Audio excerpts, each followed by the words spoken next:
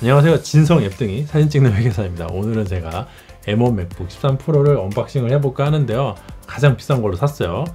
램은 16기가고 SSD는 2TB니까 최고 비싼 옵션입니다. 이게 싸고 좀 가성비가 좋은 게 이 M1 맥북의 특징인데, 가장 비싼 걸로 사니까 가격이 300만원이 넘어가지고 별로 싸지도 않은 것 같습니다. 근데 제가 이거 이미 쓰고 있다고 여러 차례 방송에서 말씀드린 적이 있는데, 왜 갑자기 언박싱이냐면요, 원래 쓰고 있던 거는 8기가 램의 깡통 모델이었거든요. 256GB인가 아무튼 제일 저렴한 걸로 샀다가 제가 그거를 이제 지인한테 팔고 저는 다시 샀습니다. 왜 그랬냐면은 그 얘기는 좀 이따 하고, 일단은 언박싱부터 해보도록 할게요.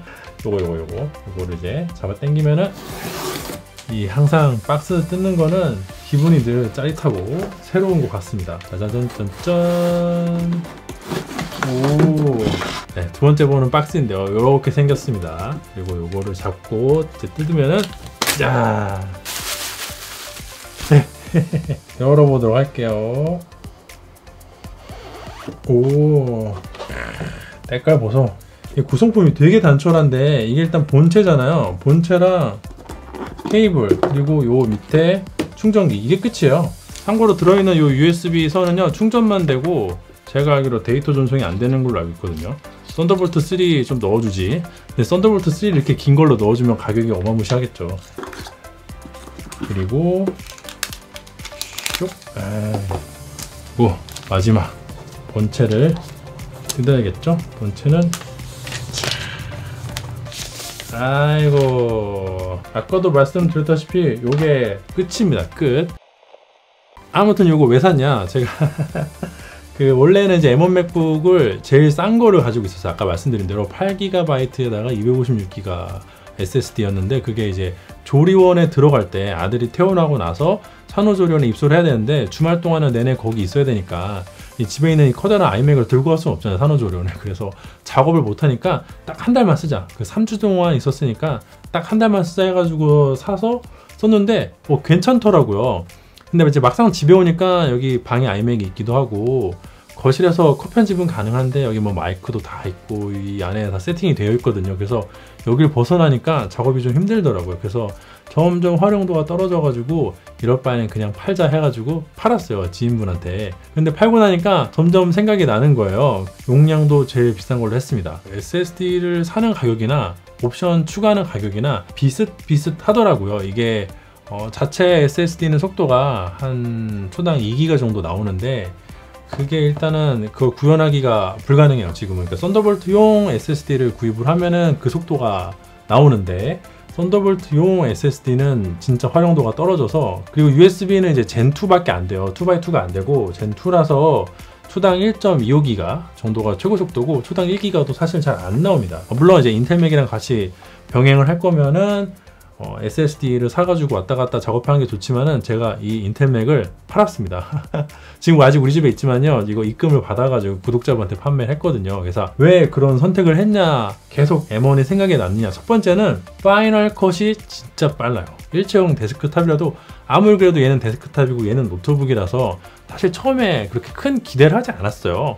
빨라봤자지 뭐라고 했는데 진짜 빠르더라고요. 그리고 그 8기가 램 깡통이라는 게 믿기지 않을 그 수준의 퍼포먼스가 나와가지고, 야, 이게 이 가격에 이런 성능이 나와? 이런 느낌이었거든요. 왜냐면은 제가 얘를 350 정도 줬던 것 같아요. 지금 기억이 정확하진 않은데, 왜냐면 이거 산 다음에 CTO도 많이 올렸어요. 거의 그래픽카드 빼고는 최고 사양으로 맞춘 다음에 거기에 그 램도 64기가 램으로 올렸기 때문에 거의 풀 세팅인데, 그러니까 아이맥 프로를 살 게 아니면 아이맥 상태에서는 거의 풀 세팅인데, 그거랑 비교해서 전혀 꿀리지 않는 성능이 나오니까 그때 제가 150만원 주고 그걸 샀었는데, 야, 내가 300만원 넘게 들여서 산 데스크탑보다 150만원짜리 이 노트북이 성능이 후달리지 않는다고? 이런 게 진짜 충격적이었거든요. 그래서 이게 모르긴 몰라도 그 칩셋을, 반도체를 한 곳에 모아놔가지고 이 상호간의 통신 속도의 제한이 상당히 많이 풀린 게 이 정도의 퍼포먼스를 내는구나 하는 거를 몸소 체험했습니다.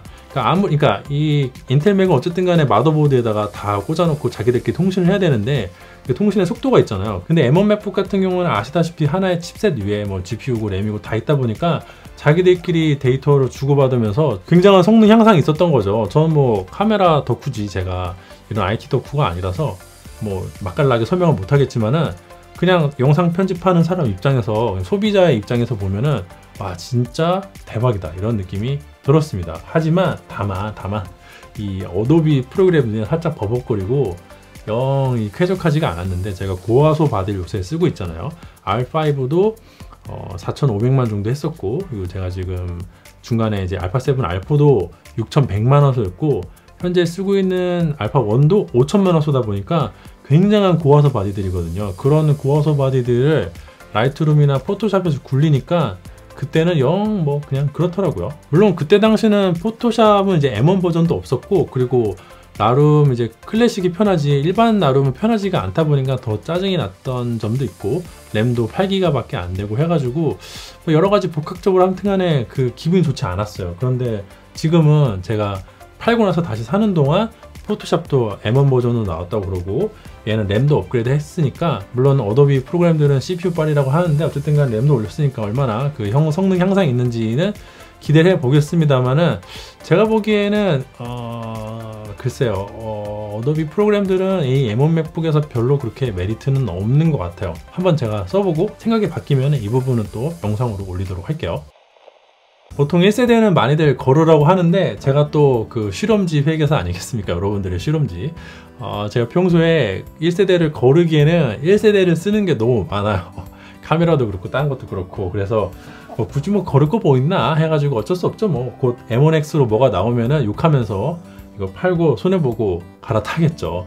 그리고 제가 이거 넘어오면서 한 가지 또 바뀐 게, 그 13인치 이게 액정이 굉장히 작잖아요. 근데 막상 제가 지난번에 사용을 해보니까 뭐 13인치도 작업하기에 그렇게까지 거슬리진 않더라고요. 그리고 제가 당분간은 얘를 좀 들고 다닐 일이 많아졌거든요. 이거를 이제 판매를 한 이유도 밖에 좀 가서 작업할 일이 많아지고, 뭐 여러 가지 이제 개인적인 사정 때문에 집 밖에서 일을 해야 될 경우가 강제적으로 생겨가지고, 뭐 그럴 때는 가벼운 게 짱이죠. 써보니까 13인치도 이 파이널 컷 굴리기에 그렇게까지 불가능한 정도의 디스플레이는 아니고, 제가 이제 구독자분한테 곧 32인치 모니터 또 사기로 했거든요. 맨날 구독자분들하고 중고거래밖에 안 하는 것 같아요. 그래서 집에서는 32인치 모니터에다가 연결해 놓고, 그리고 또 밖에서는 요거만 들고 또 작업을 하고 그러면 될 것 같아요. 다만 이제 얘가 그 단점이, 얘를 바꾸면서 돈이 엄청 많이 나간 게 이 독을 살 수밖에 없었어요. 짜잔, 요거 벨킨사의 그 유명한 독인데, 그 많이들 쓰시죠. 요거를 왜 샀냐?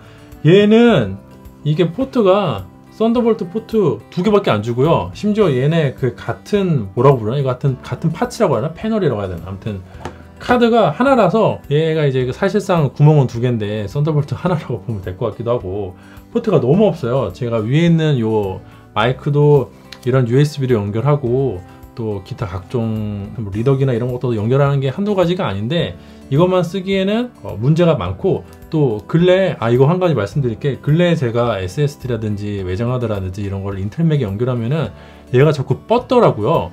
그래가지고 이게 왜 이렇게 자꾸 뻗는 거, 원래 안 뻗었는데 갑자기 뻗길래 고장났나 하고 알아보니까 그게 아니라, 얼마 전에 뭐 그 전력을 과다하게 사용하면은 USB 포트에서 이 자체적으로 로직보드가 망가지기 때문에 이걸 락을 걸어놨다고 하더라고요. 전원을 빼다 쓰는 게 문제가 됐나봐요. 그래서 전원 공급이 되는 모델 요거 40만원짜리 사니까 그 다음부터는 SSD고 외장하드고 하나도 안 뻗어요.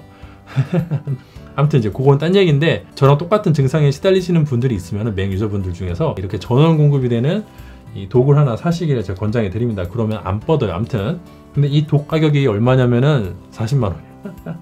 그래서 40만원을 추가로 투입을 했고요. 또 이 M1 맥북은 아직 안 되는 게 너무 많아요. 이걸로 인텔 맥은 그래도 은행 업무를 보려고 하면 볼 수는 있고, 뭐 기타 각종 뭐 관공서 홈페이지나 이런 것도 들어가려고 하면은 어떻게든 들어는 가는데, 이 M1 맥북으로는 제가 처음부터 시도도 안 할 거거든요. 그러다 보니까 그 살다 보면 여러 가지 업무도 해야 되고, 뭐 엑셀도 해야 되고 여러 가지 해야 되잖아요. 그래서 짜잔, 이렇게 해서 이렇게 LG 그램도 하나 샀습니다. 그러니까 즉 이 인텔 맥을 팔면서 인텔 이거 인텔 그 윈도우 노트북도 하나 구입을 하고 이 독도 하나 샀어요. 왜냐면 M1 맥북 가지고는요 아무것 아무튼 뭐 그래요. 그냥 일반 PC랑은 느낌이 많이 다르고요. 얘는 진짜 그냥 작업용입니다. 이게 진짜 그냥 작업용 단말기예요. 얘를 컴퓨터로 하기에는 너무 하자가 많아요.